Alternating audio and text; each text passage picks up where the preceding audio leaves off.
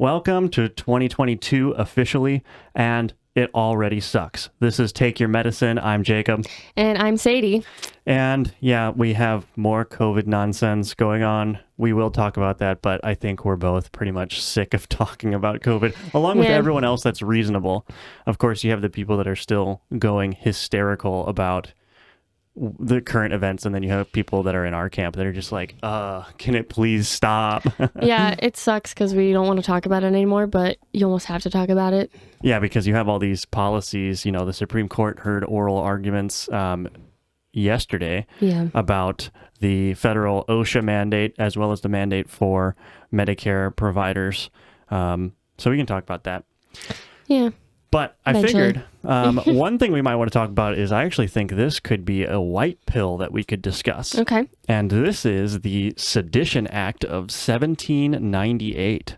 So for anyone that's a history nerd, probably knows about this. You've probably heard about it in your classes from high school. Probably a long time ago, and it has exited my brain. Yeah, so this is the Sedition Act of 1798 was essentially an act that permitted the deportation, fine, or imprisonment of anyone deemed a threat or publishing false, scandalous, or malicious writing against the government of the United States. So this act actually ended up getting passed and signed by none other than Federalist John Adams, who signed the Declaration of Independence. So the reason that I wanted to talk about this as a white pill is because there's a section in here. I was going to say, so far it's not exactly a white pill. Yeah, well, there's a section in here that says, in an era when newspapers served as political parties' chief organs, the Republican press was particularly vicious in its attacks on Federalists and the Adams administration. So that's kind of the part that really stuck out to me in this article. Yeah. And the reason is because this was a time when the press was unabashedly political. They supported political sides. They were highly opinionated. At this time, there wasn't a thing, objective journalism. Yeah. That wasn't a thing. It was all propaganda. Yeah, there was people with their positions that would do reporting. And so and I want to let you opine on this, but the reason I think this is a white pill is because, number one, this was a test of free speech that ultimately expired. The act passed, but then it expired in 1801 because it was deeply unpopular with the public. And this was just, a couple decades after the ratification of the Constitution of the United States, but also the fact that we have had highly political and politicized news outlets in the past. And that was actually what they were understood to be at this time. And so we've had biased press. We've had a lack of objective journalism, but that's the historical norm, it appears, and not something specific to our current moment. Yeah, I guess that is a white pill, just because it's like, that's kind of what our nation was founded on, was propaganda, because how else are you going to rally a bunch of people together to fight against the world's biggest empire without propaganda, right? So, I mean, it kind of makes sense. And it especially makes sense that it was the Federalists that passed this act, because they were the big government people. So not all that surprising, but yeah, I mean, it's crazy to think that people can, that an act like this that is supposed to, prohibit writing against the government, and they were also such bastions of freedom of speech.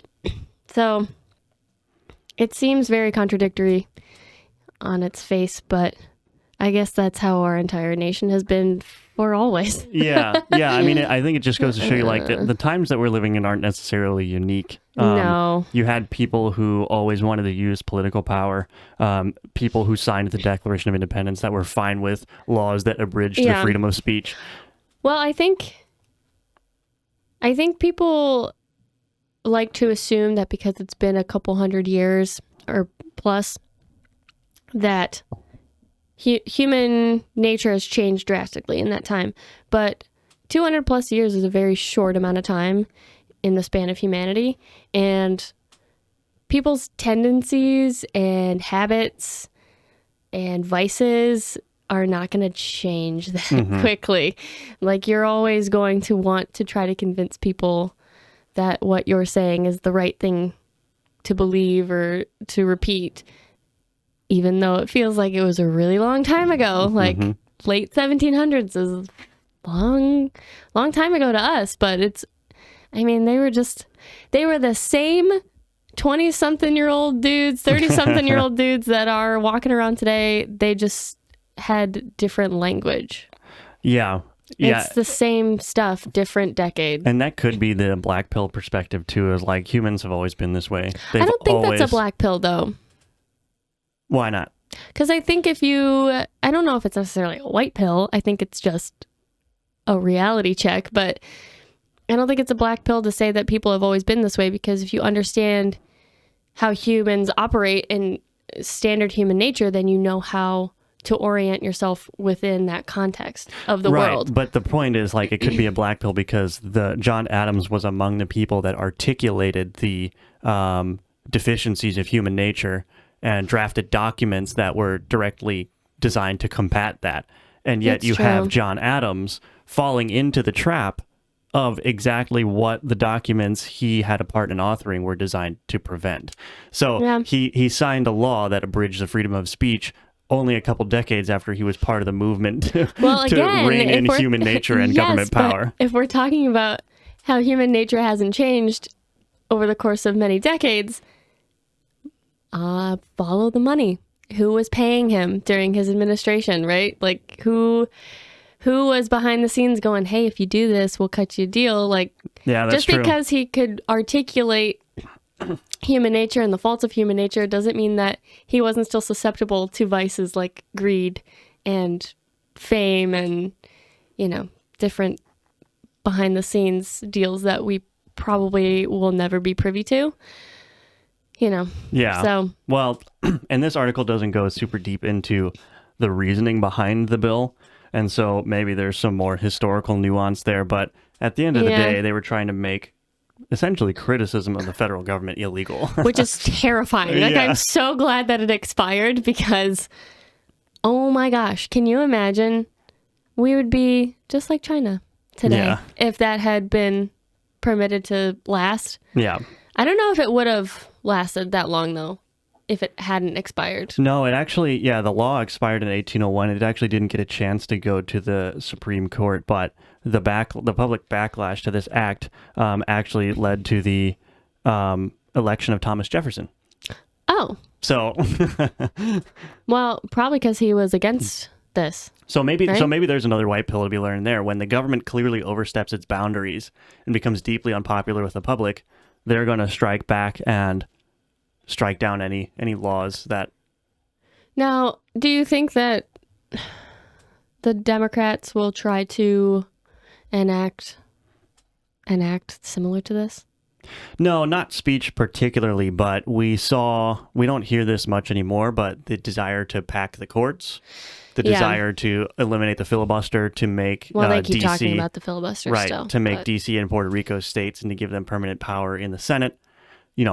They've been talking about those things, but that rhetoric is kind of cooling down, at least about the court packing has, because I think that they're already in for a shellacking in 2022. And if they want to have any hope for the presidency in 2024, they kind of have to lay off their more radical pieces of their agenda, because they could go right ahead and pack the Supreme Court and then they'd get absolutely whooped in the elections for a decade. In 2022, if there isn't the red wave that many people are predicting, do you think they'll try to do something like this?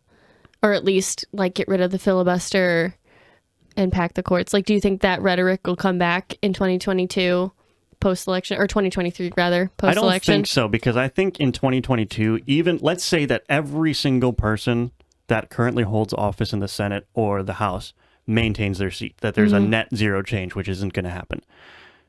That still isn't a very clear mandate to go ahead and do what they want, and you'll still have people like Joe Manchin and Kirsten Sinema who are going to be against the filibuster reform or eliminating the filibuster and court packing. So yeah, but what if it goes blue in 2022? If it goes blue, they might feel that way. But the reason that they're backing off this rhetoric is because they're losing. Yeah, they are. And so, like, I think right now they're in damage control mode. Now, let's say that first, the cosmos aligns correctly and they do win some seats.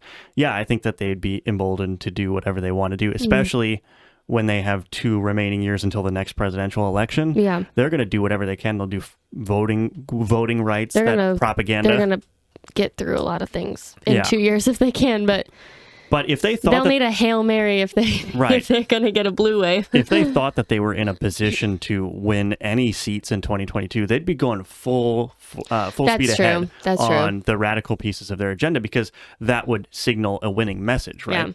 Yeah. And they'd be hammering that right in the election season. They'd be like, we need to win these midterms so that way we can get our voting rights. But they're not saying anything about that. Because they know that their chances are already low. Right. So why waste the energy, I guess? But yeah.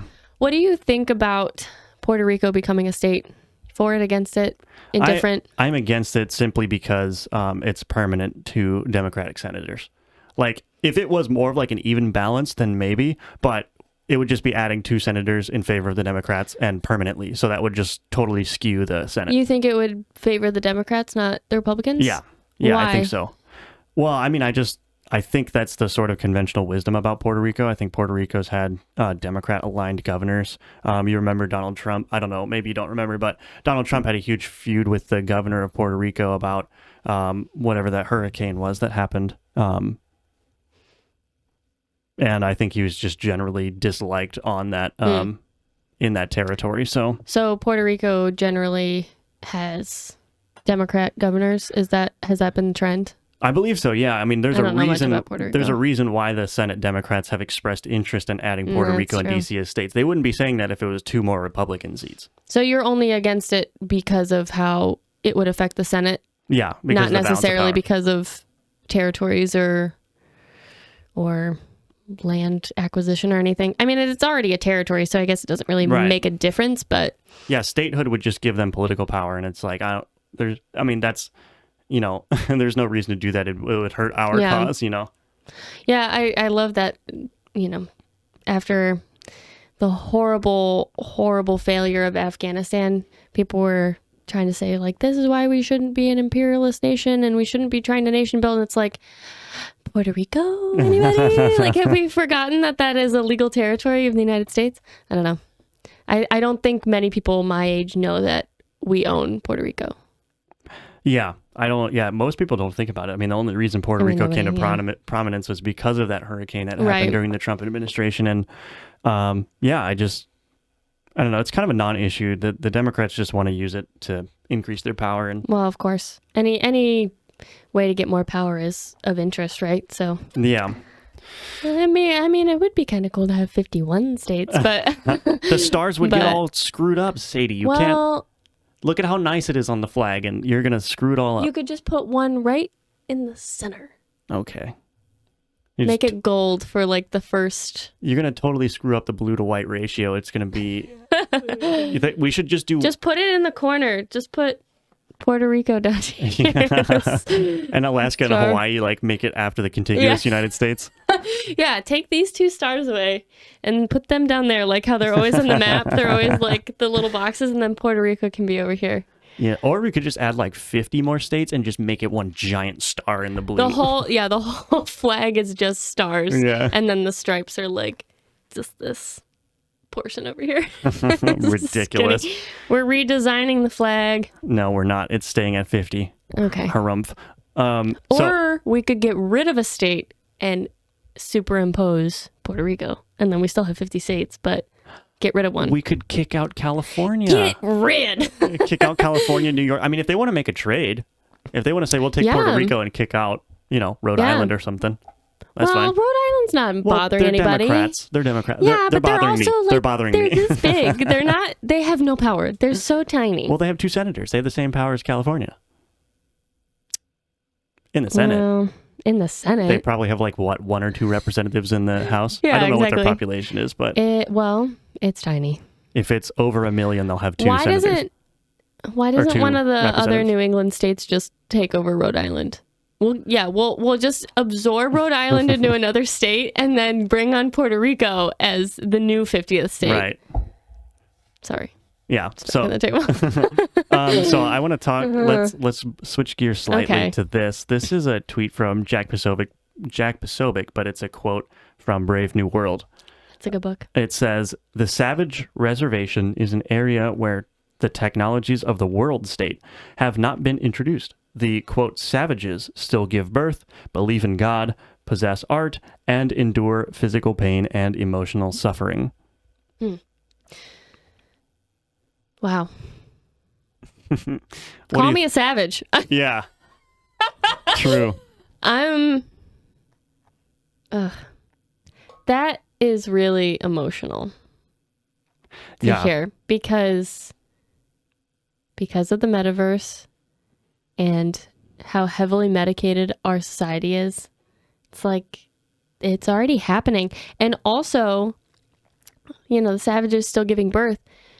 We're seeing more and more, well, I don't know if you're aware of this, but more and more frequently, doctors will opt to give women cesarean sections instead of natural childbirth because they say that it takes too long and it's not effective as far as like pushing during contractions and stuff. And any logical person goes, maybe because you're having the woman lay on her back with her feet in the air and you're working against gravity. You're trying to push out a 7-8 pound thing through a pretty tiny space. And you're working against everything. And they go, well, it just takes too long. It's not easy. It's not clean. So they will do cesarean sections more often than not. And it's much harder to give natural birth after you've had one cesarean section. So if you have your first kid and it's a C-section and then you have a second kid, chances are you have to have a C-section again. So, and then also with these trans people who will give birth now too, it's like they can't give birth either really. So they also have to have cesarean sections. And it's like, they're not giving birth. They don't feel it at all. Yeah. They feel the recovery, but so... Yeah, Call us all traditionalist savages, I guess, but it is sort of prophetic, right? Because that's sort of the trend is like any suffering is unacceptable and has to be eliminated, and no matter where it is, and and then the interesting one that stands out to me is the possess art. I was just about to say because that it's too. Like I think we were talking about this earlier about how everything's just ugly now.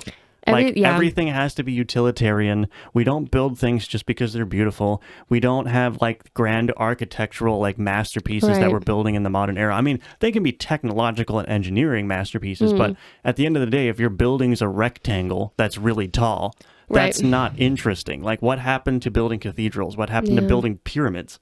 Right? What happened to there's no beauty in the world anymore. And I think you see this often too, like there's just not an emphasis on art. People don't have art in their homes a lot of times. College dorms are like they're like the cinder blocks that are just painted white and there's nothing on the wall. And it's really hard to hang art on those walls too if you bring your own. Like, it's so difficult to even hang a poster because nothing sticks to cinder blocks that have been painted. Right. Like, nothing sticks to it. So, and to me, that's like, it's that's really upsetting. So unacceptable that somebody can just live in a box made of cinder blocks. Well, and then you also wonder why so many of these young people who go to college are depressed. They're living in basically a prison cell. It's cold blocks that are one color, fluorescent lights, and gross tile. That is not homey. And I know it's because it's supposed to be easy to clean because some college kids are disgusting. Well, yes, but that goes without saying. At the same time, it's like, it is not a comfortable place if you do nothing to it. If you don't bring rugs, if you don't bring wall decorations, you don't try to spruce up the place, you will fall into a depression. Yeah. It's not a good place to be. And you combine that with the fact... it's so ugly. I mean, not that beauty is specific to colleges, but you combine that with the fact that, like, modern colleges that were built in the past couple of decades, they're just, like, brick buildings with, like, linoleum floors, and Right. there's no architecture. They're just boxes. Maybe the most interesting building on the campus is like the Fine Arts Center, just Yeah. because it's an auditorium, but like, Well, and all of the furniture that they put in these new buildings are completely plastic. And Yeah. it's like you can tell how cheaply these are made. Nothing about them feels real. mm-hmm.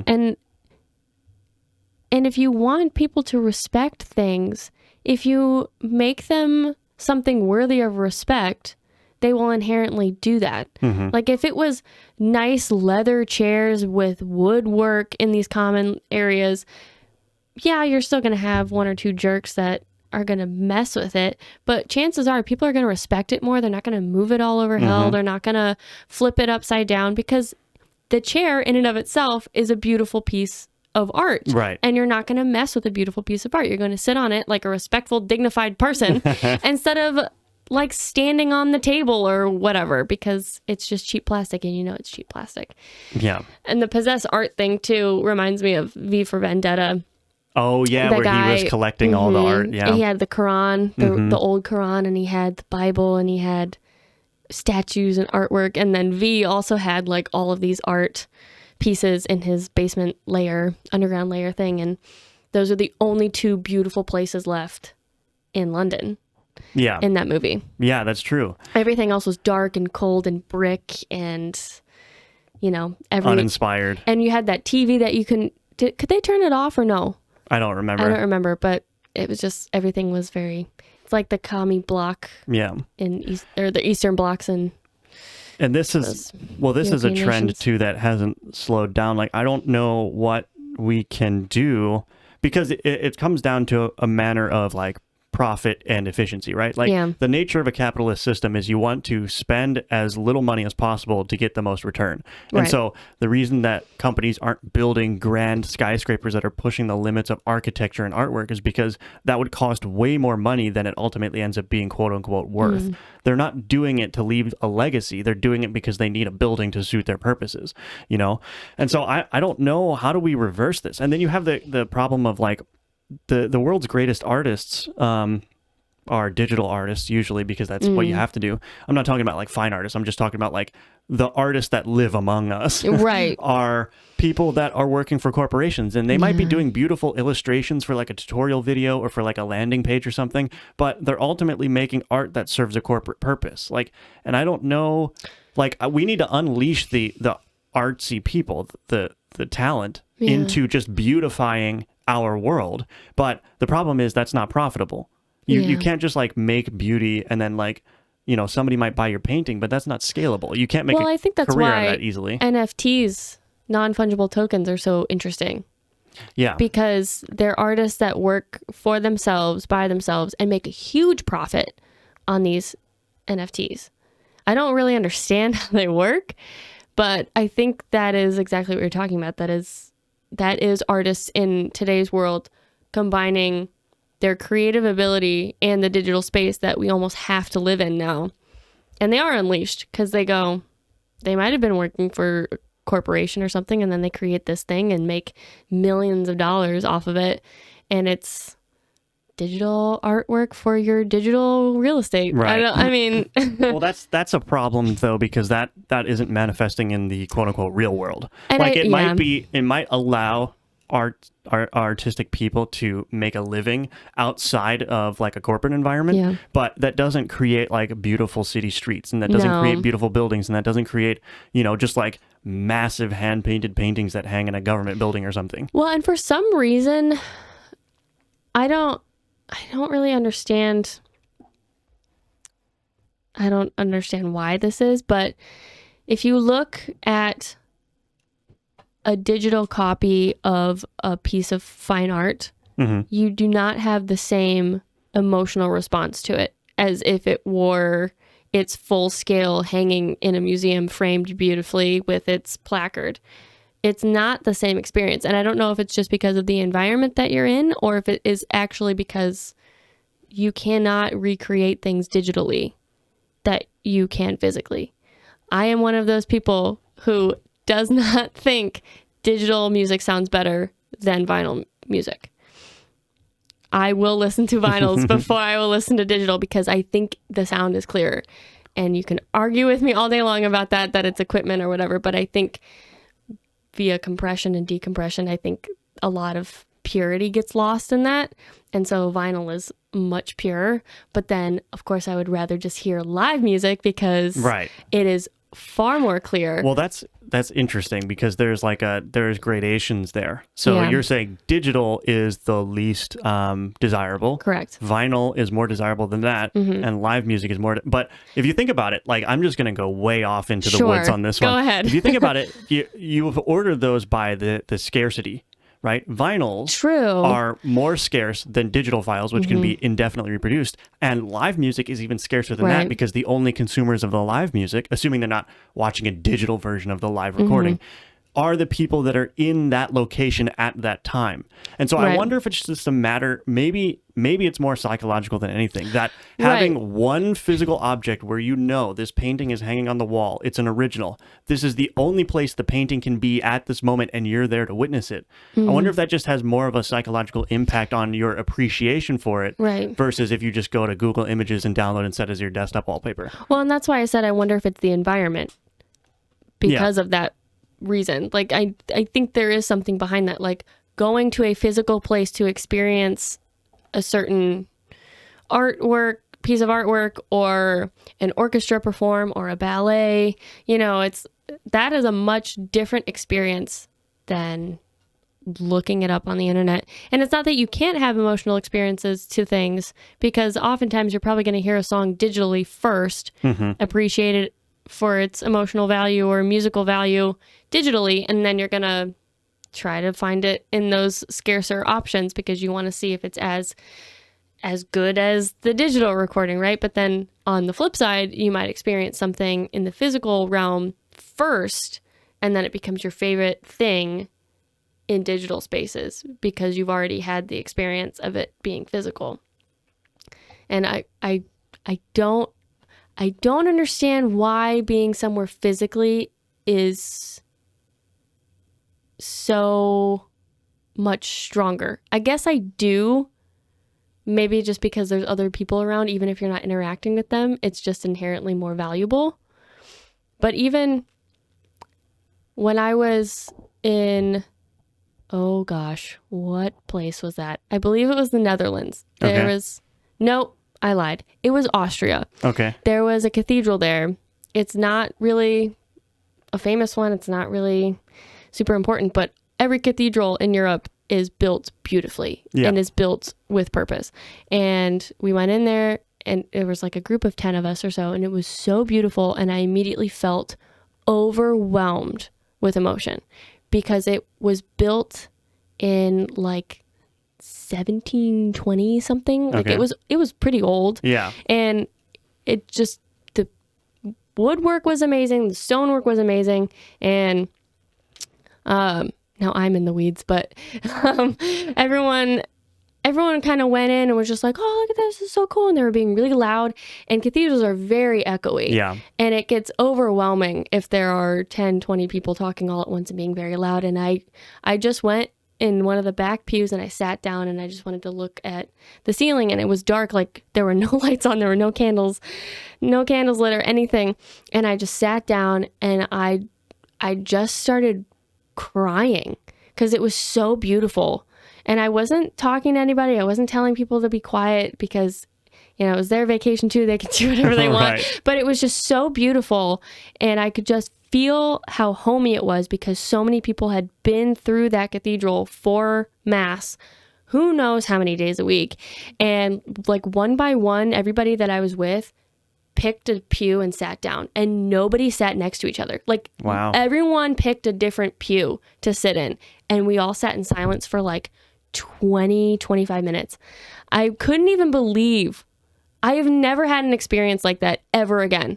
It was so amazing. And it's like, you cannot recreate that in a digital space. No. I'm sure I could get a VR headset and go on Google Maps and find the exact cathedral that I was in and view it from the inside and do the whole retarded look around thing. Yeah. But it wouldn't be the same experience. Yeah. And I might still have an emotional response to it because of the first response I had to it, but I'm going to know it's not real. Like, I'm not going to feel, I don't even know what that is. Like the residual ambiance in a church. Like, what is that? Well, I don't know, because How do you I explain think, that? well, there's something about, like I said, being able to physically see that this is the only place in the world and that you're there at that moment and no one else in the world is. That's special, because I think there's a scarcity element to it, but also, having to physically go somewhere is like ritualistic, right? Yeah. Like you are investing not just your mind but your body into the experience, and I think maybe that could be why you appreciate vinyls more, is because there's a ritual to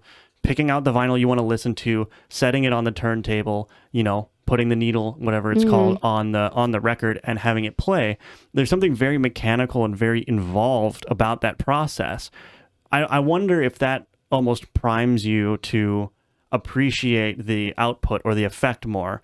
And I wonder if, people used to do pilgrimages all the time to go to holy sites. And, True.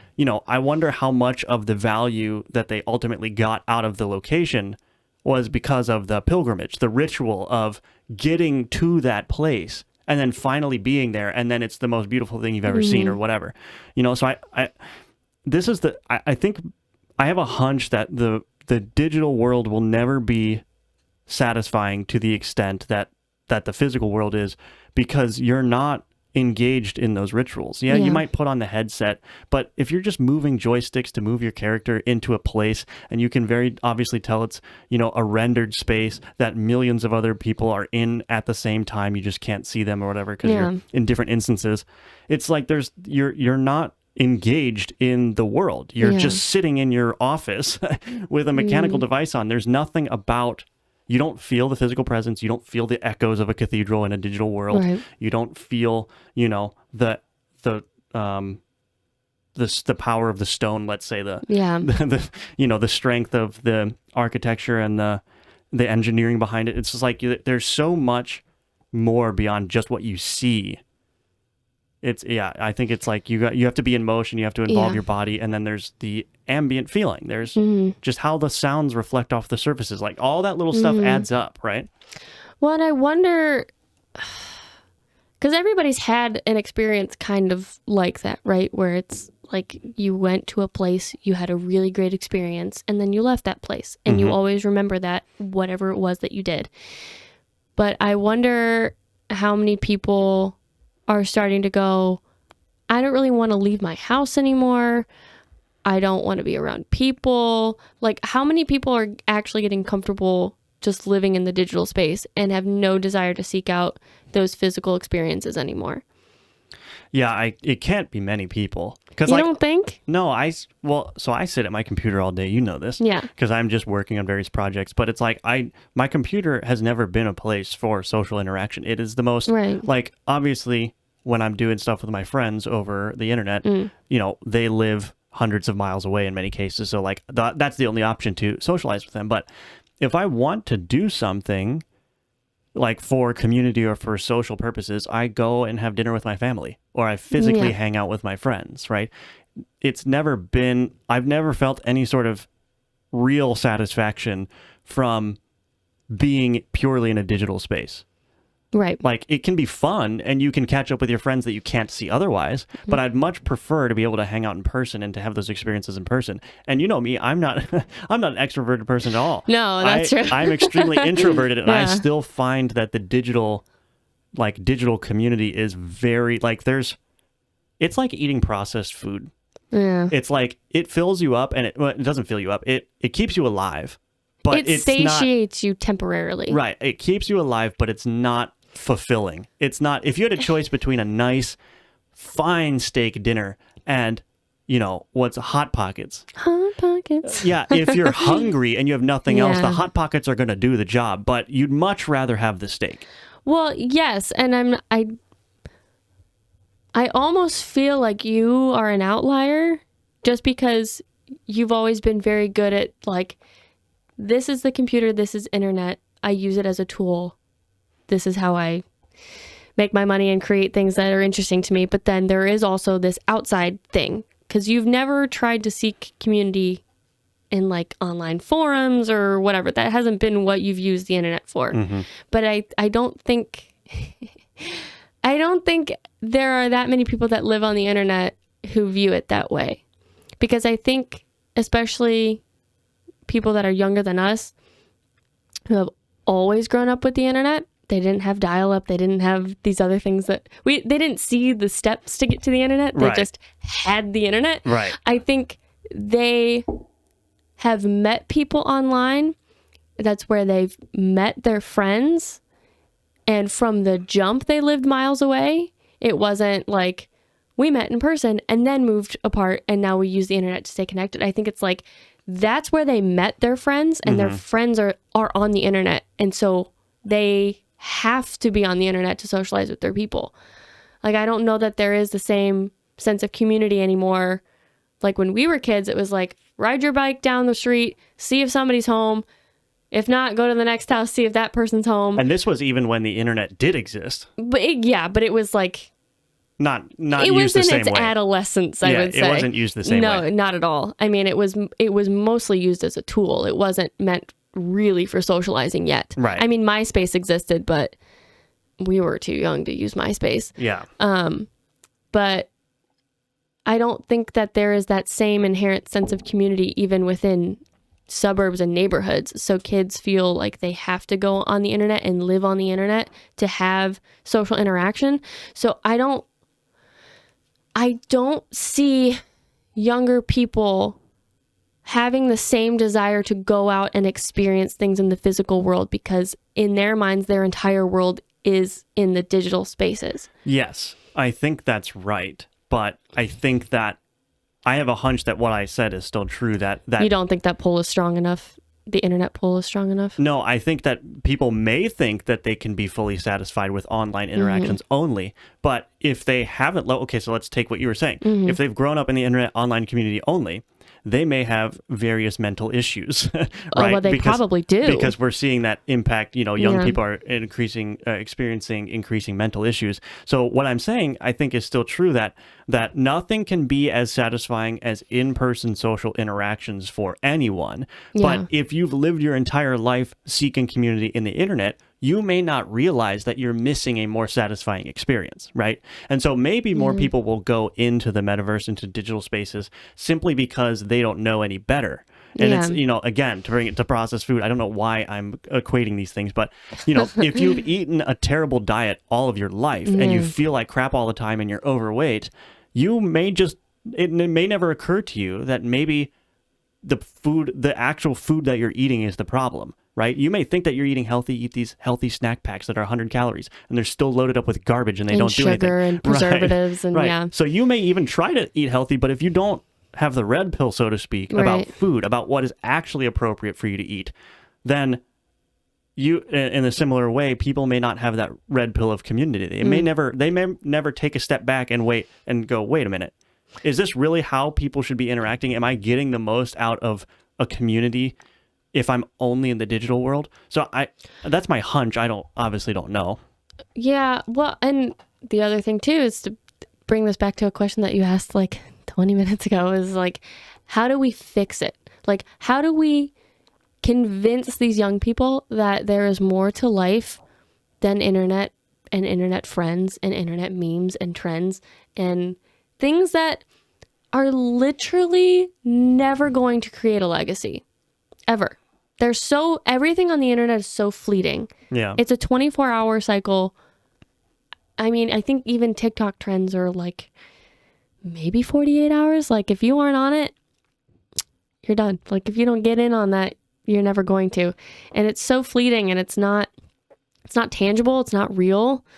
So what do you have to do to convince these young people that like, just turn your phone off for an hour and go do something. Yeah. Like, go for a walk. And maybe it's that they don't know any better, but who is it the responsibility of to tell them that they need to do that right thing? And whose responsibility is it to put an emphasis on reintroducing physical beauty into all of our spaces? Like those two things are tightly correlated. I think. And maybe that's the thing. Maybe if we put emphasis back into creating beautiful buildings and beautiful spaces that the architects and construction workers can take pride in, maybe just by virtue of those buildings existing, it will encourage these internet confused people to go out and want to experience the beauty. Yeah. I mean, if there isn't anything beautiful to experience, why would they bother to try to find it? Yeah. Yeah, it's like, yeah, we need some sort of like renaissance of culture. Yeah. You know, it really does seem like we're living in a sort of dark age where Yeah. we've established an over reliance on our technology and our ability to communicate instantly, and an over reliance on pure capitalism and just profit motive, which is fine. I'm a capitalist, but there are aspects of it that are, for example, draining the beauty out of everything. And it's like, I mean, there's always going to be a dark side to everything, right? Right. I mean, that is the classic yin and yang of life. It has to have balance. You can't have something that is wholly good and you can't have something that is wholly evil. Like you're going to have a little bit of both and everything. But Right. yeah, I think the other really interesting thing too is that we are very fortunate to live in a place where there's a lot of natural beauty. Mm-hmm. There's a lot of parks, a lot of trees, a lot of natural bodies of water. And I don't think that most Americans can say that. I don't think that even the states that they live in have very much natural beauty. Yeah, and that's so true. if their buildings are also ugly, they can't even get any sense of beauty from anywhere. Yeah, that's true. Yeah, so it's a hard problem to fix. Like if nobody wants to take pride in what they're creating, you know, buildings or devices, or not devices, or even clothing, like clothing is not beautiful anymore, in my opinion. I don't think it is. I think it's ugly. I think it's really basic. Are you throwing shade? I am throwing shade. At I think me? No. Look at me. Well, it's laundry day for you. So, but usually, you know, you're very put together. You have a look that you go for. It's all black. Black is a classic color. It's not ugly, but so many young people dress ugly. I'm like, you look like a hobo. You literally look like a hobo. What blows my mind is like the tall, almost like knee-high socks, and then like the slides. Yeah. Like, how did that become a look? I used to get mocked relentlessly if I tried to do that, and now That's it's like just sandals. Yeah. that's like the thing. It's like the thing, and Crocs are like the thing too. Yeah, again. And the look of I just rolled out of bed and I'm in the store now is somehow trendy, and it's like, you don't look good. Yeah. You look gross because you're probably eating gross food. You're probably watching gross things. So you are a manifestation of your gross. Yeah. Maybe we need to change that phrase, "you are what you eat," to "you are what you consume." Well, I think that's what the expression is supposed to get at, but you're right. Because if you're consuming things visually and mentally that are icky, Yeah. your mind is going to turn into mush. Mm-hmm. It's like Looking at you, TikTok. It's like eating fries every day, but for your brain fries. That's ridiculous. Brain fries to fry your brain. All right. Shall we talk about the infamous January 6th? Oh, you mean the worst attack on U.S. democracy to ever happen in history of our country? Yeah. Actually, I don't think your statement was strong enough, but I'll let it slide. It wasn't? I won't cancel you today. Okay. No, so obviously everyone knows what happened on January 6th. We don't really need to go into it, other than I wanted to compare it to the Nazis. All right. Sure, let's go down that road. It's such a trope, and I really hate to do it. And I'm not really comparing it to the Nazis You know directly. what? No. I am not going to apologize for comparing our shit to Nazis anymore. I'm not sorry, because we need something to compare it to. So I'm Okay. not going to apologize for it anymore. Well, It's an an apt comparison. So this is so there was an event that happened in Weimar, Germany called the Reichstag fire. And the Reichstag fire, I'll bring it up on the screen You're in a not second. saying it right. Yes, it is Reichstag. Reichstag. Reichstag. You do the Reichstag. It's one word. It's Reichstag, isn't it? Reichstag. Yeah, but they separate it as if it's two. Like they say. Oh, they do. Oh, because it's Day, right? Reichstag. Well, they have the Bundestag. You don't say Bundestag. I guess I thought it was one word. It's two words. Anyway, Sorry. I've been out of German class for quite a bit. I didn't know it was two words. No, it's one word, but it's Reichstag. Well, because Tag is day. Not in this context, I don't think. Anyway, It doesn't matter. But the Reichstag fire was an event that happened in Weimar, Germany. And I'm going to put this up on the screen now. So this is from Wikipedia, which, take that with a grain of salt. But it was the burning of the legislative government building in Weimar, Germany. Okay. And this Wikipedia article, I have the exact wording up on the screen, but basically what happened is a fire was started, and this fire was started by one man. One man admitted to it. But what ended up happening was Hitler and the Nazi Party, Hitler specifically issued an emergency decree in the wake of that fire that suspended civil liberties to pursue a ruthless confrontation with the Communist Party of Germany. And so basically, I'm bringing this up because something bad happened to the German legislative center, essentially, the Reichstag. The fire was used as a pretense to suspend civil liberties. Once the civil liberties were suspended, Hitler was able to round up all of his communist opposition and persecute them, prosecute them, whatever. Once the communists were out of representation in the legislative portion of the German government, that's when Hitler was able to consolidate his power, because it was only the Nazis that were left. And so, despite the fact that one guy admitted to starting the fire, he used it as a pretense to suspend all civil liberties, Hitler did, and then to kick the communists out of power entirely, and then he consolidated his power. So he was already chancellor at this time when all of this happened? Yes. So he had technically the power to do this. He technically did, yes. Even though it was probably not warranted, but he technically could do this. He wasn't just a nobody. Correct, yeah. Okay. And so there's this section called the political consequences here.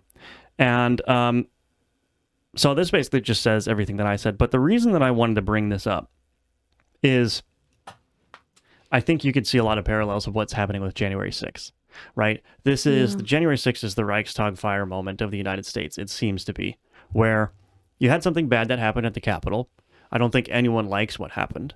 No. But it certainly wasn't an insurrection. No. The propaganda machines keep saying it was an insurrection, which is weird that all of the people that are most likely to own guns would leave their guns home for the insurrection that they knew they were attending. So setting aside that fact and the fact that no one has been charged with insurrection, they keep labeling it as an insurrection. And it seems to me like a very similar situation to the Reichstag fire was an excuse. Hitler blew it out of proportion, way out of proportion, to kick an entire political party out of power. Now, it was the communists, so... But anyway, he used it to kick an entire political party out of power. Yeah. It's hard not to see the similarities of what's happening now, because you can see, for example, the rhetoric coming out of January 6th, the one-year anniversary, was all about, we need to safeguard our democracy, and we can't ever allow this to happen again, and this is why we need the voting rights legislation. This is why we need to federalize our elections. This is why we need Puerto Rico statehood and DC statehood. The Democrats are using this as a moment, propagandizing it to smear an entire political party. And now they're in the stage where they're trying to use that as the basis to consolidate their power for now and evermore. So I don't know. What do you think? There's a lot of similarities there, I think. There are a lot of similarities, but I don't think the U.S. version, electric boogaloo, insurrection to electric boogaloo, I don't think it was as effective as this, because if it had been, all of this would have been happening by now, by the 1 year mark, right? Well, I think the missing piece of context is that Hitler, you pointed out, as chancellor, he had the power to suspend civil liberties. The beauty of our system, at least for now, is that President Biden couldn't do anything. There's nothing he can't suspend the First Amendment. He can't suspend. Well, and Nancy Pelosi can't do anything, right? Like the only people that could do anything is the Supreme Court, right? Technically. No, not even that. I mean, there's no. Well, only if somebody's prosecuted, right? or charged with something. Yeah, if you wanted right? to try to charge the representatives of the Republican Party with like inciting something, you might be able to get rid of a few of them that way if you played really dirty games, but you would not be able to eliminate all the Republicans from Congress just by presidential decree. That wouldn't happen. So this was a lot of people that he had rounded up. Yeah, so the article said that an entire party. The Nazis had the plurality of the representation in the Reichstag, but after getting rid of the communists, then they were able to pass anything that they wanted. Did he get rid of every single communist representative? He got rid of the Communist Party. And I'm sure, like, I didn't read into this a lot, but I'm sure, like, once a few of the communists started drawing the persecution of the Nazis, I'm sure many of them just dropped their representation, fled Germany, whatever. You know, like, you don't have to round up everyone to just basically drive them out of the country, right? So that's crazy. But obviously, I think there's an attempt to do something similar. The problem is our federal government doesn't have that much power. So the best that they can do is propagandize and then try to figure out a way to wiggle in voting rights legislation. Well, I think, yes, I think they were trying to stage something similar to this for similar reasons, but I think it's going to have to happen multiple times before it will be effective. If that makes sense. Like, they're going to have to stage more of these types of events in order to get the same result because of the way our system is set up, so that, you know, one person doesn't have all the power, essentially, or one party doesn't have all the power. I mean, but that's why we have a 3-branch system, so that nobody can take over completely in any of the branches, right? But I also don't think that they have the same political heat that they did last year on January 6th, because they had 4 years built up of this hatred of Orange Man bad and just crapping on everything that he ever did, which, whatever, say whatever you want about his presidency, but they just took him to task for 4 years, and they had that big crescendo to January 6th, right before the inauguration of Joe Biden, you know, and they were that, if anything was going to stick, it was going to be that day. But I don't know. They really overestimated the aggression of the people who were marching, though, I think. Yeah. Overestimated, because it wasn't a violent crowd. It wasn't an aggressive crowd. And they were hoping that they had ramped up Republicans and conservatives and any right winger enough that they were going to actually commit violence, like burn buildings down and kill Capitol police officers and do all these things. None of that happened. Right. And so they didn't get the oomph I think that they were hoping for, and that's why it didn't work. So if they're going to do it again, they have to do this ramping up again by highly politicizing one figure and then staging another thing like this. But they are going to have to tweak it a little bit. Well, this is why any Republican who assumes the presidency next also needs to take a look at cleaning house at the FBI, because we know now that the FBI was definitely involved.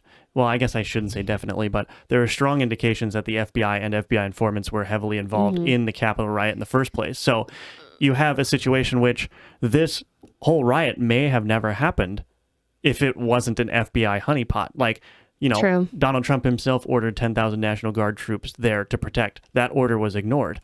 Capitol Police requests for additional manpower were ignored and denied. And then we know now that there was FBI, or we can infer that there was FBI agents and informants involved on the ground at the riot. So it's like this probably would not have happened but for the government's involvement in encouraging the violence. Well, and we've talked about that before too, about like how many times has the FBI been involved in something where it could have been de-escalated, but instead they escalated it. And I think this was one of those times. And I was going to say something else too. And it's gone. So must not have been important. That's fine. So we just tying into this, we have a tweet from Secretary Pete Buttigieg. Democracy is sacred. So I thought we could tie this into the January 6th stuff a little bit. Hootsuite Inc. What? Says Hootsuite Inc. next to Jan 6, 2022. Oh, he must be posting from some software. Anyway, yeah, the reason that I brought this tweet up is just basically to say that this is where they're coming from. They have a religious view of democracy.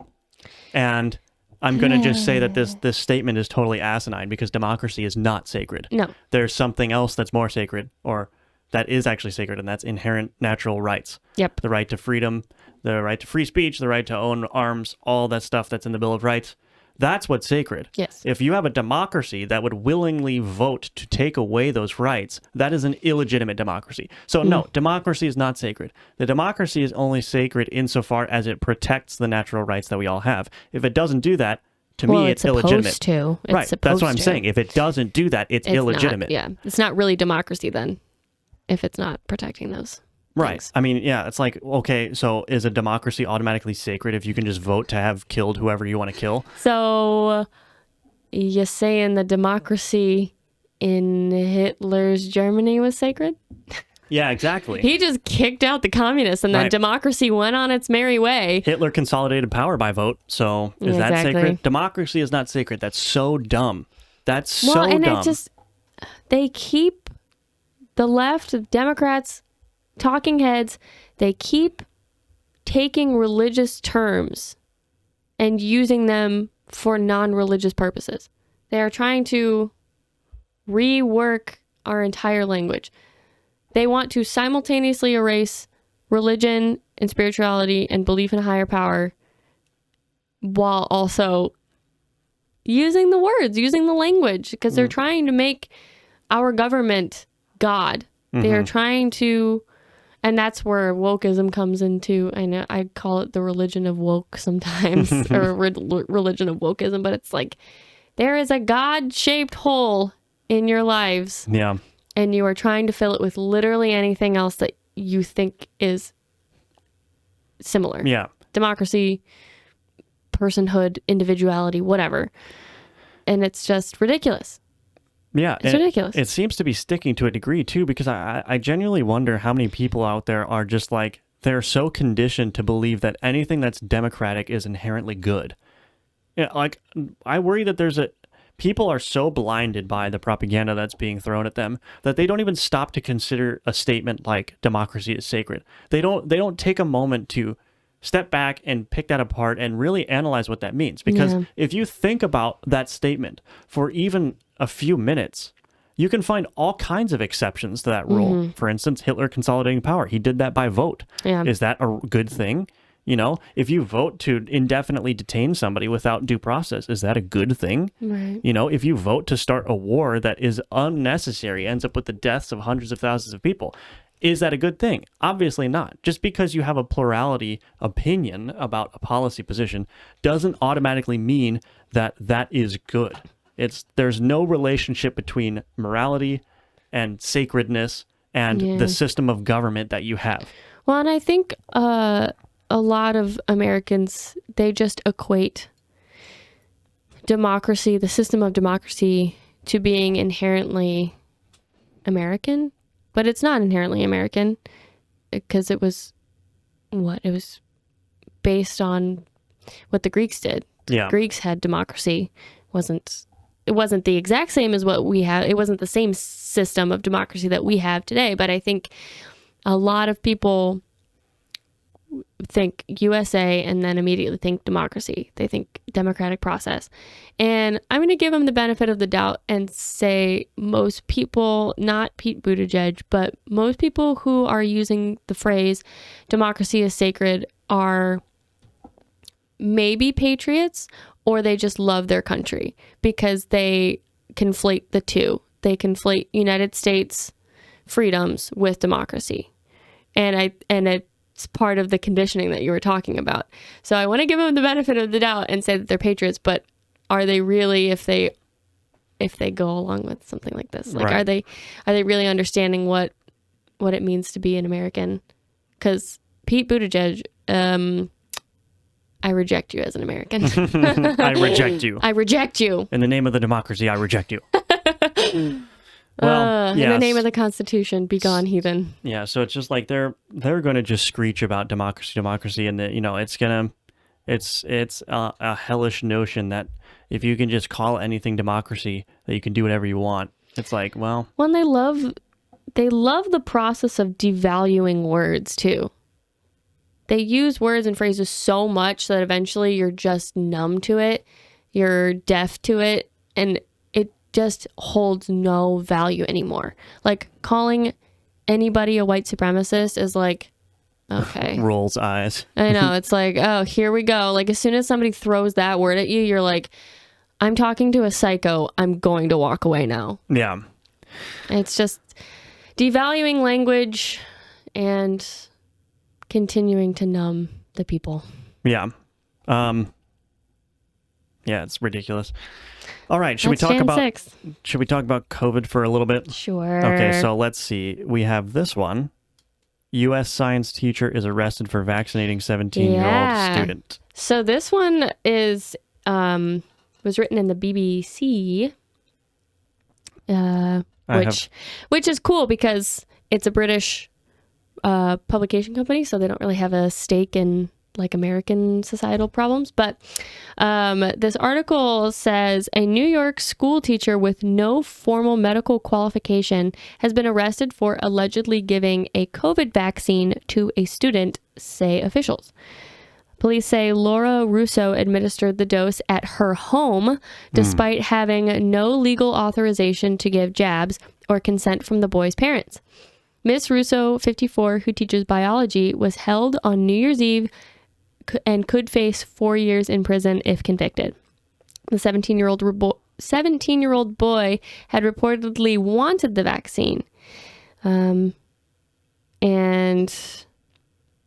Police say it is unclear how Miss Russo obtained the alleged COVID vaccine or what brand it is. Currently, the Pfizer BioNTech jab is the only one authorized for Americans under 18 years old.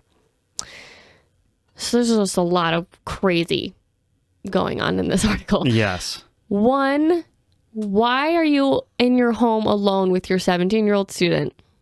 2, where did you get the COVID vaccine? 3, why are you giving it to anybody? Like, if you got it illegally, wouldn't you just give it to yourself? Like, why are you so hell-bent on giving it to another person? Yeah.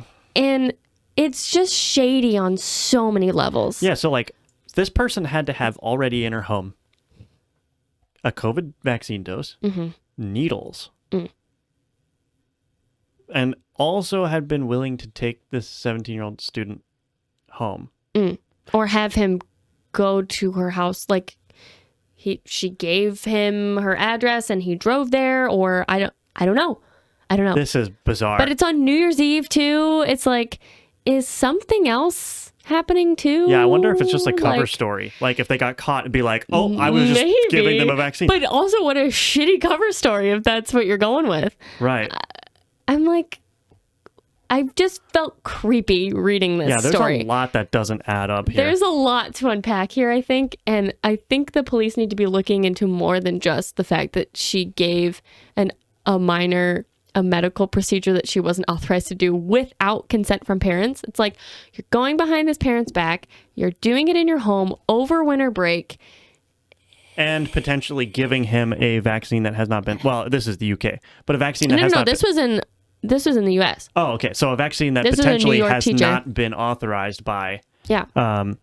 This was a New York teacher. This happened in New York. Okay. So, but here's the most charitable interpretation that I can give to this is that she thinks that she's some sort of like underground railroad, like, oh, I'm going to give vaccines to people that can't get them. That's the most charitable explanation, is like, she's come prepared. She wants to do the quote unquote good thing and give people who otherwise wouldn't have access to a vaccine for whatever reason the chance to get it. But yeah, that's ridiculous. I mean, that would make sense if they had found multiple doses in her home.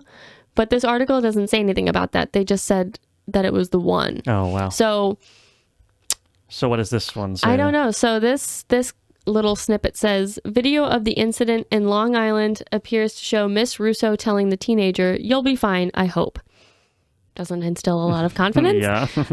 And the boy says, "Here you go, at-home vaccine." Vaccines are not supposed to be at home. That's just a no-go.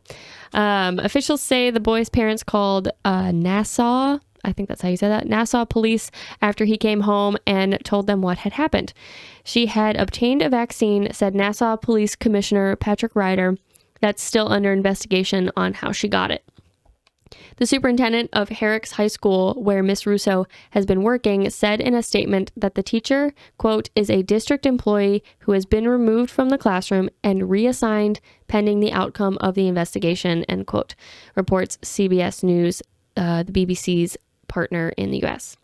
Miss Russo is charged with unauthorized practice of a profession, and her court hearing has been scheduled for the 21st of January. Yeah. So, there's a lot. there's a lot to unpack. Yeah, she's a biology teacher. I think that's what it said in the first clip or snippet. But just because you're a biology teacher does not mean that you know how to give vaccines properly. And also, why are you doing so many shady things with a minor without his parents knowing? And also, why would you take a video of it? Like, wait. If you're going to do something, one, illegal, two, really sketchy, in your own home, why then also film it and then post it anywhere? Something tells me that this teacher is not very bright. Why is she a biology teacher? Minimum, she's not very bright. Oh my gosh. Sorry, I just had that realization that she also had videoed it. And how stupid is that? Like, you are filming yourself doing something illegal. Wow. I guess the looters are doing that too, but like, it's not really illegal yet for them to be looting. But in the spirit of the BBC article being British, I want to say that I'm positively gobsmacked. It's a kerfuffle, for sure. I just wanted to put that out in the world. I don't know that this is being talked about at all, and there's nothing to say about it because it's under investigation. But if I had to bet, there's something else going on. If I had to bet, it wasn't just this kid wanted a vaccine. I don't think so. Because it's like, I mean, I guess she administered it, but it's like, what? For all the reasons we already discussed, there's more to this than what's happening. I guess we'll find out on the 21st of January. I will be following up with this to see what happens because I want to see if the prosecution finds out more dirt about her interesting relationship with the 17-year-old, because my gut is telling me that it's going to be interesting. There's something of it. Yeah. New Year's Eve. Why is a 17-year-old at a 54-year-old woman's house on New Year's Eve? Yeah. That's his teacher. Oh, questions. Suspicious. Questions. Oh, man. It's a lot. So, anyway, we got this story, too. Yes. So, the CDC's new isolation guidelines are a communications disaster. The Omicron variant's surge feels like a bad time to confuse people. Oh, now they're worried about confusing people? It was never a bad time before to confuse people. Right. But, yeah, so this article is talking about the new CDC guidelines for quarantining, which, if you're doing quarantine, you're a loser. I'm sorry. Yeah, I'm true. I just think you're a loser. Especially if you're asymptomatic. Like, I understand if you're actually sick, but we do that all the time. If you have the flu, you stay home. Yeah, if you have a fever, you're not walking around town, but like, touching everything. If you test positive, I'll be in direct contradiction to the CDC right now. If you test positive and you're totally asymptomatic, don't quarantine because you're a loser if you do. Okay. Now that said, I got it out of the way. Anyway, you're a loser if you quarantine. But basically, they changed their guidelines to, if you're asymptomatic, even if you test positive, I believe you're only supposed to quarantine for 5 days now instead of 10. And it's like, who was quarantining for 10 days to begin with? But yeah. And so this article by Hayes Brown, it's an opinion piece, so you already know it's good. Yeah. He says, last week, the Centers for Disease Control and Prevention introduced the new guidelines that reduce the amount of time people who test positive but have no symptoms should spend in isolation from 10 to 5, which is what I just explained. Right. As a result, it feels like everyone in the country is mad at the CDC. Well, we are. So you got that right. He says, I'm normally inclined to defend institutions, but I can't blame the folks baffled by the CDC's decision-making process. Why are you inclined to defend institutions? But, yeah, well, there you go. There's the problem. There's the corporate propagandists coming right out and saying... Well, he says he's inclined to do that, but he doesn't say why. Not that this article is about that, but... Yeah. Anyway. Since the pandemic started, the non-frontline job I've envied least belongs to those communicating the CDC's decisions. It's a hard, thankless role, and one that they somehow have not gotten better at as the pandemic has dragged on. It deserves no thanks. It's your goddamn job. And 2, you're right, it hasn't gotten better.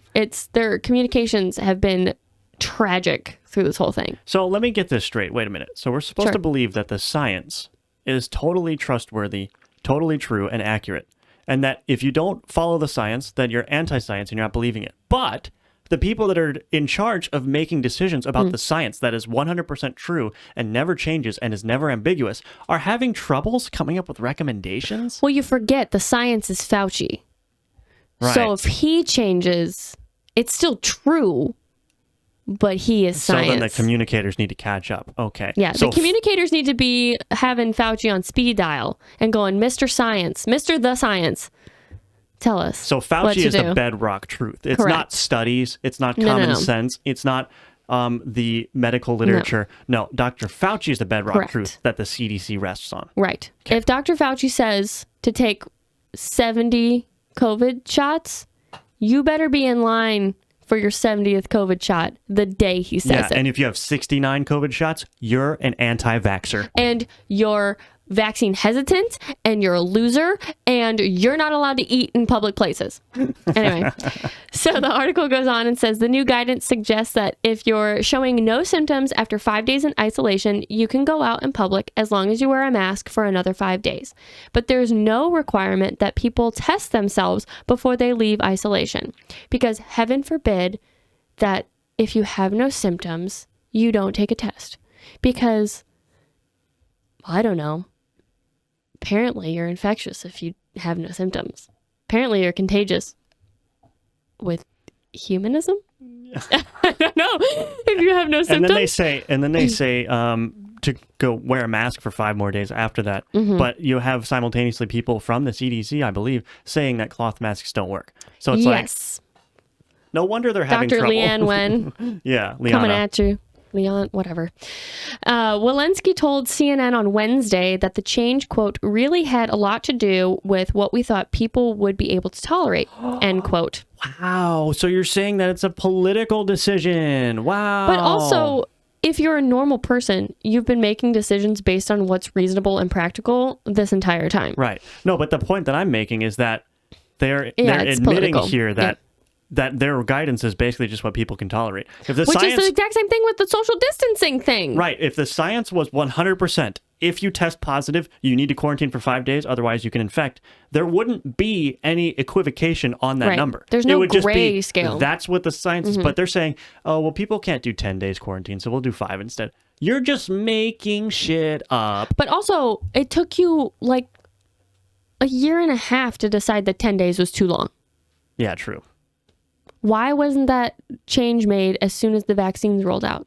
Yeah, and honestly, I didn't even know that there was still quarantine guidelines. Because again, if you're following them, you're a loser. Right. Like I have friends who I love dearly, but are very on the left, and they'll say shit like, I'm in like on their Snapchat stories or whatever, they're like, dying in quarantine, 5 more days or whatever. And I'm like, loser. Yeah. I'm like, get out of the house. Anyway, Fauci, meanwhile, said, quote, if you are asymptomatic and you are infected, we want to get people back to jobs, particularly those with essential jobs, to keep our society running smoothly. I have to wonder who they're talking to at this point, because like every red state is basically ignoring everything the federal government says. Also, like, that just doesn't make sense. Like if you're asymptomatic and infected, isn't that contradictory? You would think, but that's an anti-science position actually that you just spewed. So I'm gonna have to admonish you for that one. Yeah. Anyone in red states has not been listening to it. No. It's as much as we can criticize people on the right for staying in their echo chambers, you can do the exact same thing for people on the left. Yeah. They watch MSNBC, they watch CBS, they watch CNN, ABC, whatever, and it's literally the same story with the same wording every channel you go to. And so if you're following Fauci, he's on those channels because Fauci ain't on no Fox. Yeah. Telling you that right now. So, yeah, you're going to listen to him probably. I don't know. But, yeah, well, they're just like, Fauci is basically just like the governor of governors for the blue states. Like, Yeah, that's the only true. people listening to him is Yeah. like, he's not talking to half the country. So, like, I don't even know why he's wasting his breath. Or not Dr. Fauci, whoever it was that was saying the new guidelines. I just automatically... Walensky. Yeah, I just automatically pin Fauci on everything. She's the director of the CDC or whatever. Yeah. But, yeah, and even, like, people that I work with, one lady in particular, because everybody at work has had COVID now. Yeah. And why wouldn't we? Like, everybody knows somebody who's had it or has it right now and got it from that person. Like, we didn't even give it to each other at work because we don't get close enough to each other at work to give it to each other. But everyone got it from, like, a family member or something independently. And the one woman was like, I don't know what their COVID guidelines here are at our workplace. And I'm like, I don't think they have any. And she was like, that doesn't make any sense. And I'm like, well, I mean, if you're sick, just stay home. People will work for you. And she's like, yeah, but it just doesn't seem responsible, blah, blah, blah. I'm like, whatever. I don't care. I'm like, I don't care. Doesn't matter. So then the article goes on to say, that brings us to the biggest problem Walensky and her staff face trying to explain their thinking. The gig is one of inherent contradictions. Wow. You don't say. It is indeed. You're behind, my friend. People respond well to clear, concise instructions, easy to remember slogans, bullet point checklists, things that would look good on a poster. But by its very nature, there is no real certainty in the middle of a pandemic. True. The government's public health officials are constantly learning new things, dealing with new variants, and revising previous recommendations. They do, but they don't say we're revising it. They just say, no, it's always been this way.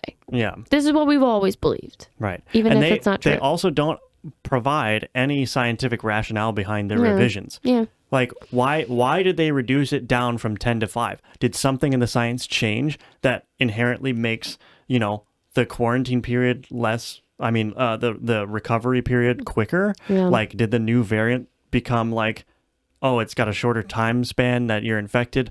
Like, what? They're not explaining the scientific rationale. They're just changing the recommendations. And they said explicitly in the article, or Rochelle Walensky said, that people can't tolerate 10 days.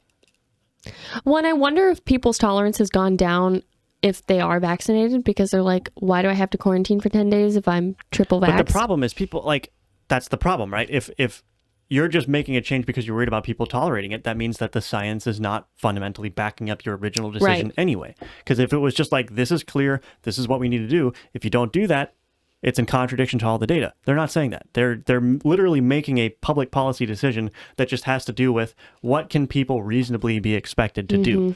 And it's like, well, first of all, that's not a question for the CDC to answer. I want the CDC to tell me what the facts are and the data are, and to make rock solid recommendations based on that data.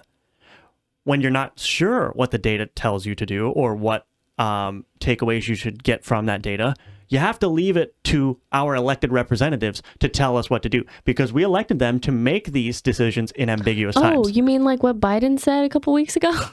What? That there's no federal solution to this. You got to let states handle it. Well, yeah, that's and everyone's going, yeah. And it's like, yeah, this article is Thanks true. for getting on board. There's no real certainty, yes. And what do we do when there's area of uncertainty? Our elected representatives are supposed to debate and come up with a reasonable solution that the majority of people can tolerate. Yes. That's what you do in an uncertain time. But these scientists aren't supposed to be the ones that are making these recommendations that are societally based. Right. They're supposed to say, like you said, here's the data, do with it what you will, elected representatives. Right. And here's our recommendations, very clearly based. Like, okay. Yeah, who made them the official, like, end all, be all, say all? Right. Just because a science, like, the scientists have overstepped their bounds. They've gone from collecting and interpreting the data to making the societal recommendations. Like, what can people tolerate based on our recommendation to quarantine? No, your recommendation should be, here's a quarantine period, like quarantine period if you're symptomatic. That should be your recommendation. How long it should be a negotiation between the elected representatives and if the data doesn't say how long it should be, and you have to determine, well, what's a long enough period of time that people can tolerate, Again, that's a question for the elected representatives. Right. Unless the data gives you a clear solution to a problem, I don't want to hear your recommendation if you're a scientist. Give me the data. Right. And if you can't interpret it or don't know how to interpret it or there's no clear answer, let me and my elected representative interpret Exactly. it. Like, that's how it should work. It's all just exhausting. Like, I was reading this and it was kind of a white pill because I'm like, well, maybe leftists are waking up to how much BS this is now. But also they're so behind. Like, people on the right woke up to this like a year and a half ago. We were just like, quarantine who? Right. We're not doing that. Yeah. So it's kind of nice to see more and more people publicly being like, this doesn't make any sense. Why are we still doing this? And this seems silly or contradictory. And I'm sure they will still quarantine for 5 days or even 10 days because they're going, well, it was this before, Yeah. But the fact that they're pointing it out at all is a little hopeful, I think. Yeah, I think that's right. Yeah. Or they're just trying to scramble to come up with an excuse for why they mishandled and this whole thing was generally disastrous. Yeah. Well, I think public skepticism about an institution is always good. Yeah. Even if it's not a wholehearted skepticism, but it's just like, well, they did this one thing that I wasn't so sure about. I think that can have a snowball effect eventually that can be very white pilling. Yes. So. Well, here's hoping that it ends soon. All right, so this is the last story that we have. Yeah, this is my last story from the New York Post, and it's another opinion piece by Michael Goodwin. Kathy Hochul can be the cure for Cuomocron. Cuomocron. It's good. So this article is, it basically is painting Governor Kathy Hochul of New York as this saint of a woman after Cuomo has left.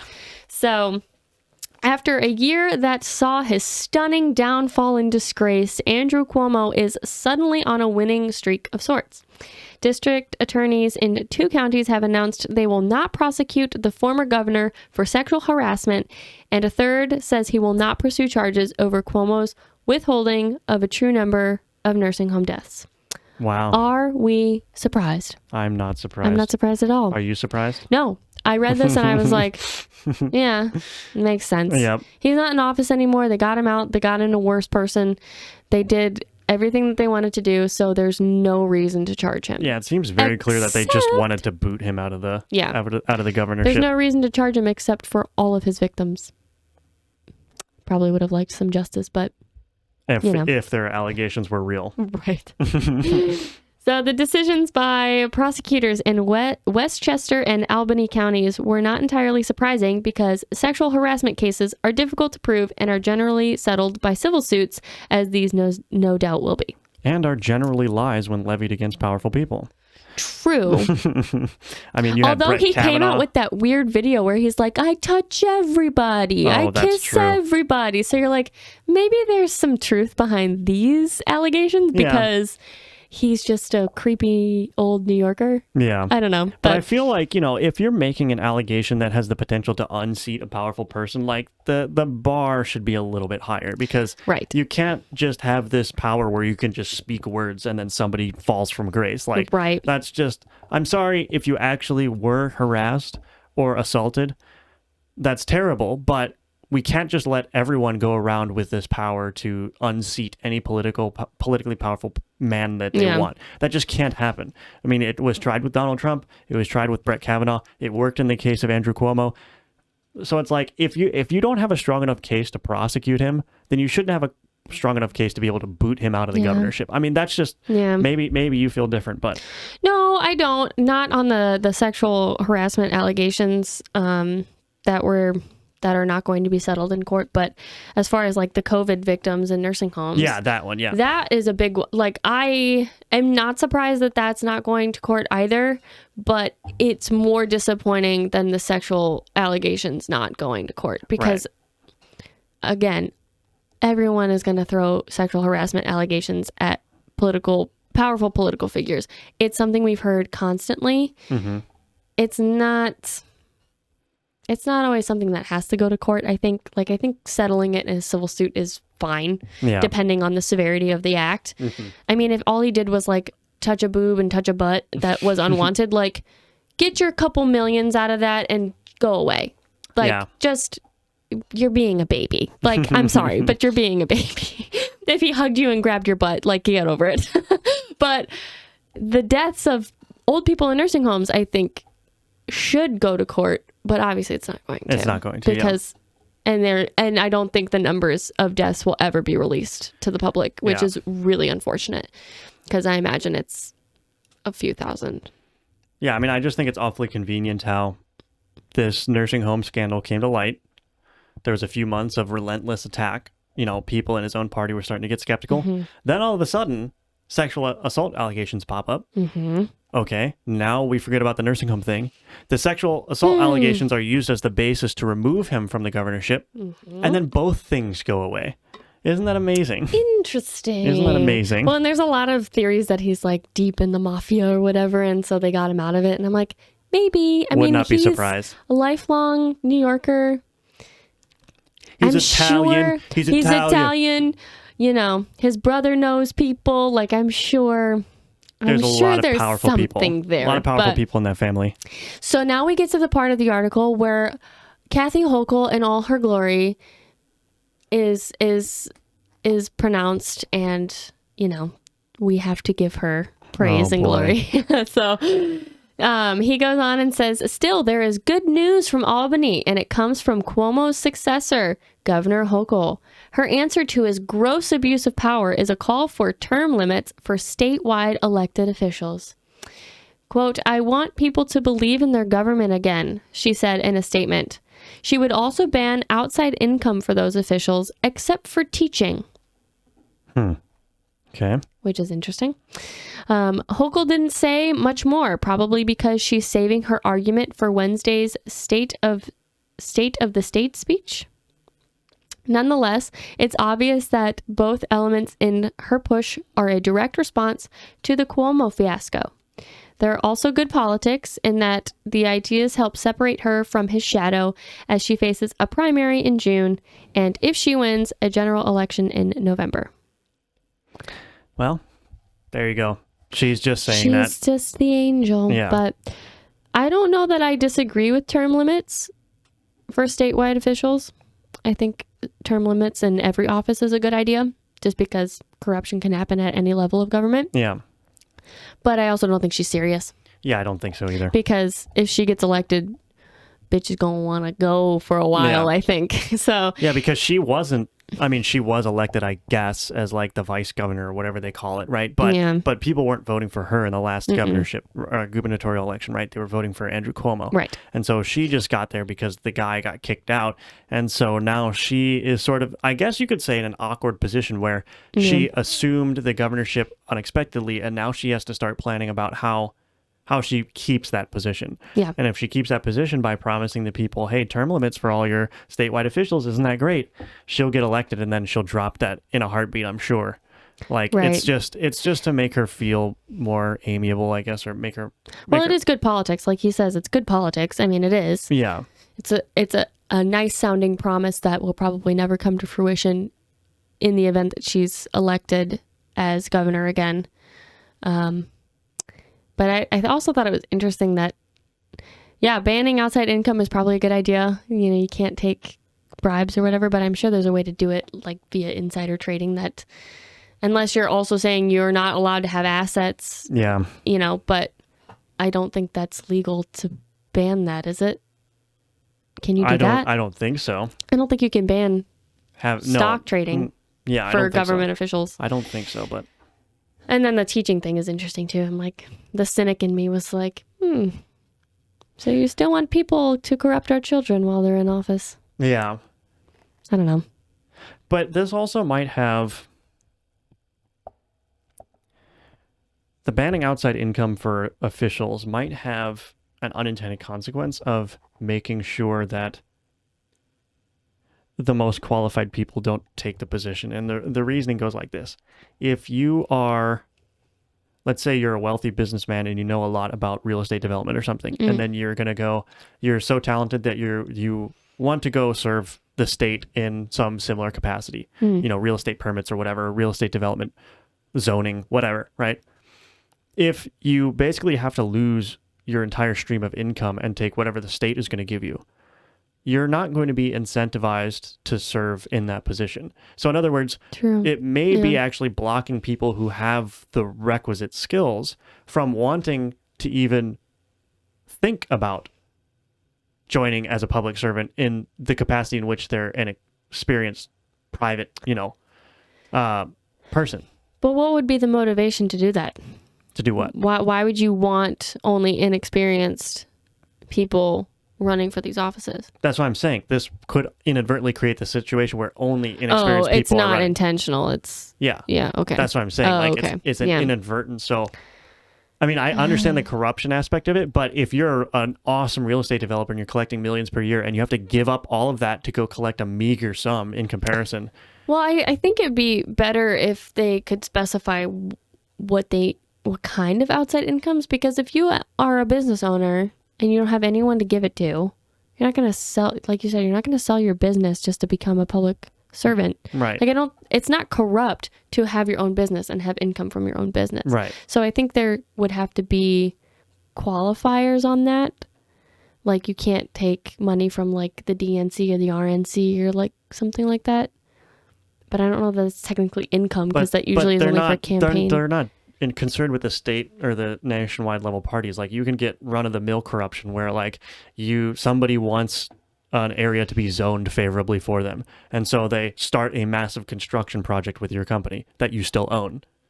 Now you're incentivized. Like the corruption can, like, there's always going to be corruption. Workarounds. So but I also don't think, I think that this has the risk of basically making the various statewide positions not very attractive for people that actually have the skills, because I'm assuming the people with the good skills would be very successful in the private industry. Right. So it's like you have to make a choice between keep making your money and work for the state. Yeah. But I mean, maybe it might work out fine, and maybe. I also don't think that it'll happen. No. But it's kind of fun to speculate on things like that. It kind of is, yeah. Cool. All right. I think that does it for this episode of Take Your Medicine. Once again, I'm Jacob. And I'm Sadie. Thanks for listening. Yes, thank you for listening, and we'll see you in the next episode.